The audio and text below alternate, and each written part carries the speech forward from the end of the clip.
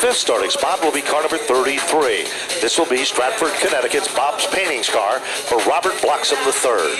A past champion in car number 04. He is from Stafford in the American Sleep Bearing car. Here is Al Saunders. Twin brother of the American Sleep Bearing number 4 from Stafford Springs, Connecticut. The driver is Cliff Saunders. Then it will be car number 88, a driver who comes from Palmer, Mass. In the Pacini Law Firm sponsored car, Dwayne Provost. Scheduled to start next. He's dropping to the rear of the field. He was involved after a part broke on his race car in turn 1 during practice. The Aspen Hill Farms, number 6, a feature event winner from Windsor Locks, Jeremy Lavoie. Here's another feature event winner in car number 28 from Colchester. The Florida Connection presents Brian Narducci. Clement Motorsports brings us the 59 for Matt Clement. Robert Bloxam Jr. in the 77. We are scrambling to the bottom of turn 1 as Mike Helberg gives him the double greens, but it's car number 92 for Ryan Fern to set the pace. His sister runs in hot pursuit, but R.J. Serdell is a factor. Car 87 rim riding to the inside off turn number 4. And Serdell trying to jackhammer his way underneath Alexandra. Can't do it right now.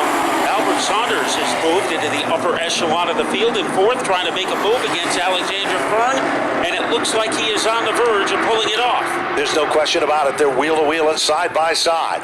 Bottom shot move. Car number 04 has moved on to the podium. Albert Saunders has moved into the 3rd spot. 3 wide is the story. Tyler Trott, who had a car that he called evil the last time he was here at Stafford.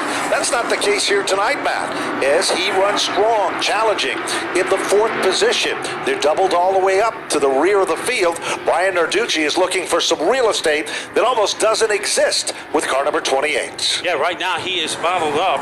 A strong move on the inside by Tyler Trott, the rookie in this division. And car number 11, trouble for Fern as she backpedals. Getting stuck in behind that was Cliff Saunders, and that enables Trott to have a firm grip on 4th place. Certainly does, and there is a battle right there. It looks like a gaggle of cars literally coming off turn number 4. Meanwhile, stepping out of line is the 33 machine for Robert Bloxam III. Now, he's been very consistent in improving every time out, and he's showing a little bit of that muscle as he moves to the inside of Tyler Trott. They're side-by-side. Trouble now. Off turn number 4, R.J. Serdell's car suddenly developed what Matt calls a caffeine twitch. Yeah, and that cost him. It was a good move that time by Bloxam. To find more muscle than that, you have to go to a weight room. He is now 4th and a huge lead by Ryan Fern. Remember, he is a rookie in this division, coming up from the Dare Stocks. And right now, he is trying to win in his 4th race in this division. It's already been done once tonight by Travis Hydar. Can Ryan Fern do it?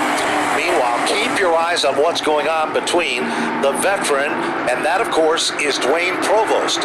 He's making some noise. Right there with him is Brian Narducci. They've been literally boxed in for a while. Now here comes Bloxam again. Sardell's car, which was evil off turn number 4, all of a sudden it slips up the racetrack. 4 cars run under a blanket. Who'll be the first to bump and move to the front of this pack of cars? R.J. Serdell. And here comes Bloxam at here, turn number 3. Remember, R.J. Serdell's car is evil in turn 4.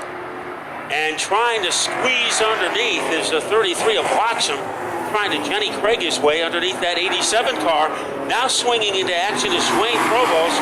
Provost has had a horrible string of luck the last couple of weeks, but he says it doesn't matter. Oh, trouble. Bloxam makes his move down on 3 wide. Look at Brian Narducci. In the middle was Serdell. Yes, sir, it's Narducci. Pulled off the Timex timely move of the event as he moves to the outside, and Provost tries to gather it back as his car all of a sudden slips up the racetrack. And it looked like Provost has brought his car down to earth in car number 88. He said even though the finishes have not been there this year, he is having fun, and that is all that matters for him.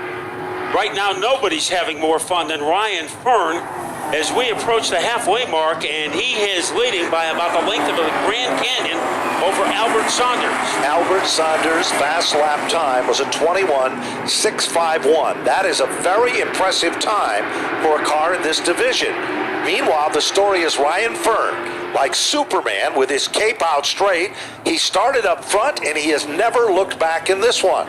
He sets a blistering pace at the point. Meanwhile, Brian Narducci has been looking for some space, and he's found it. Down underneath blocks him. All of a sudden, Saunders' car gets a little bit loosey-goosey and slips up the racetrack, and that'll give the 33 of Bloxham the runner-up spots. And also, Narducci takes advantage of that situation, and so does Provost. So a little hiccup, and it costs Albert Saunders 3 positions. Battle for second. Here comes Narducci, and he is able to razzle-dazzle his way into second. Second, third, and fourth could fit in a pothole. Meanwhile, Brian Narducci has been quietly marching to the front of this field. Here comes Provost. Provost comes off the turn sideways. It doesn't work. Brian Narducci keeps his line and keeps the position. Narducci has come from the 10th position to move into second. Not done yet. Bloxham and Provost run closer than most people park into turn number 3. That is the battle for the third spot. Give Provost position 3. A little rabble-rousing action. Here comes Cliff Saunders, trying to jackknife his way underneath Robert Bloxham. It looks like he has the authority, but Bloxham is holding him off for the time being. They go into turn number 3 together, and here is Cliff Saunders trying to elbow his way into the position, and Cliff Saunders is now in the top 4. Cliff Saunders moves into the third spot up on the podium. Now, keep your eyes on the 6 car. Remember, Jeremy Lavoie hit at a ton down in turn number 1 in practice. He started dead last in the event, and he is all over the Clement number 59 as he's coming to the front of the field as well, running now closer, 0-4. All of a sudden, Albert Saunders, who was the fastest car on the racetrack, has a right flat front tire going down on that machine. Back up front, way out in front, 16 laps of 20, and Ryan Fern continues to dominate this one, Matt. Last circuit by 22.342. And those are fast laps as he continues to extend his lead, as it is Brian Narducci. He's not even thinking about Ryan Fern. All his thoughts are concentrated on Dwayne Provost as Narducci tries to hang on to second by his toenails. Trouble, turn 1. We've got a car around. It looks like it might be RJ Surdell. Now, we talk about graduates and popularity and the support and the rivalry among the Monday night competitors. Brian Narducci is one of the more respected ones that has literally 1 million friends from Monday night competition. The redraw going on right now for the Modified Touring Series. That is in Autograph Alley where it's taking place. So in just a few moments, Blaze will be up here to tell us who will be sitting on the pole for that 125-lap event. We remind you that that draw is presented by New England Racing Fuels Sunoco, the official fuel of the Stafford Motor Speedway and the official fuel of the Modified Touring Series, presented by the good folks from Exit Realty. Off turn 4, this is what it's all about. Green flag is out, 17 up on the board, and Narducci comes off the turn like he was shot out of a gun. And Narducci is leading by about a $6 footlong over the 92 of Ryan Fern. So Fern has led for the first 17 laps, but now a little knock to the back bumper by Fern. Look at Provost squeezing his way on the inside, and Dwayne Provost sideways. He has taken over the lead, but the yellow comes out. Well, you see how it all can change. You can't count anything or American anyone Sleep out. Bearing car will have left for the stretch drive. What a dramatic twist. It was Ryan Fern in command by a half a track. Then the yellow came out. Then it was Brian Narducci who was able to roar into the lead. But before they could get into turn 4, Narducci had a little turbulence on his back bumper. He went around, and Dwayne Provost is able to inherit the lead. Well, we're going to give you the Sunoco draw in just a few short moments for the Exit Realty MTS Modified Feature event. But right now, our attention shifts back to green as Mike Helberg waves the green. Keep your eyes on Narducci at the back of the field. There's still 1.5 miles to get the job done. Provost is in command. And the Saunders brothers show their muscle again as Cliff Saunders makes a bid for it. Can't get the job done, has to settle back into second, side by side for third, Matt, as this time it's 2 laps to go. And it is the 59 car, Matt Clement, who is able to Tasmanian Devil his way into third, but only temporarily. Bloxham gets a spot back, but while they're racing for position, Dwayne Provost has gashed open a pretty huge lead. He certainly has as they rumble off turn number 4. Back to the line they come. And the white flag comes out. It's the final lap in the competition here. Well, Jeremy Lavoie is up to 5th, but the spotlight is on Provost. Looking for win number 1. He is 2 turns away from getting it. Here comes Provost as he pile drives his way off the corner.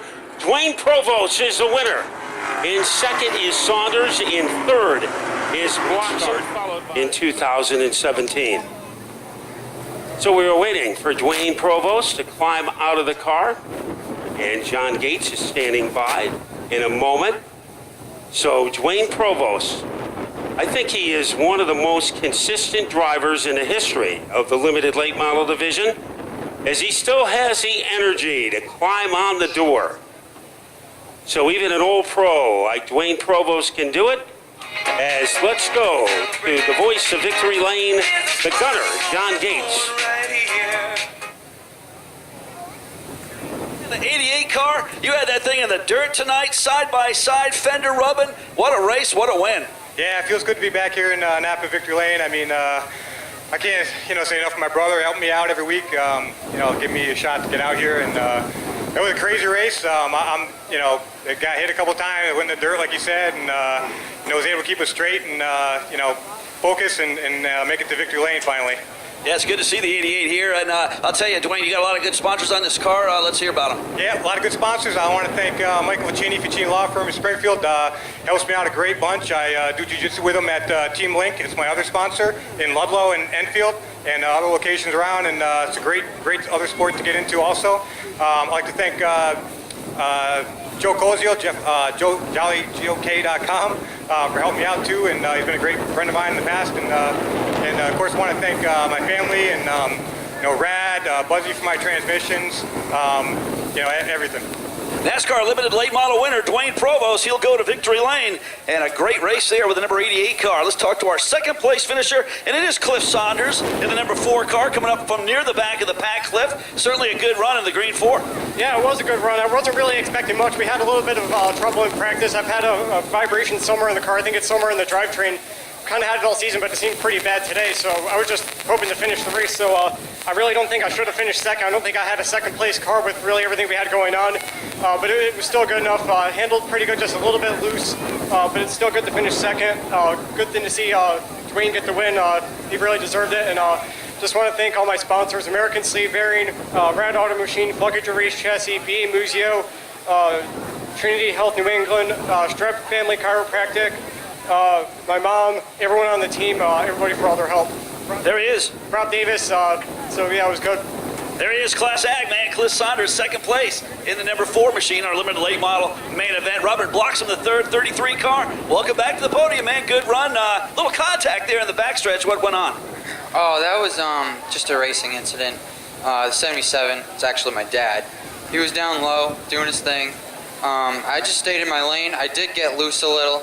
My right rear was giving up really badly in the end, and I hit him, and I just kept in my lane. So that happens sometimes, but it was a good race all in all. Thank my dad, mom, especially our friend Bob. Forgot to thank him last week. He's been helping out a lot, and it really does help us get this program together and have a good race. And it was pretty fun. Yeah, there he is, Robert Bloxham. Good run, man. Good fun watching you tonight in that number 33 car, guys. That's the top 3 in our limited late model main event. Back to the tower.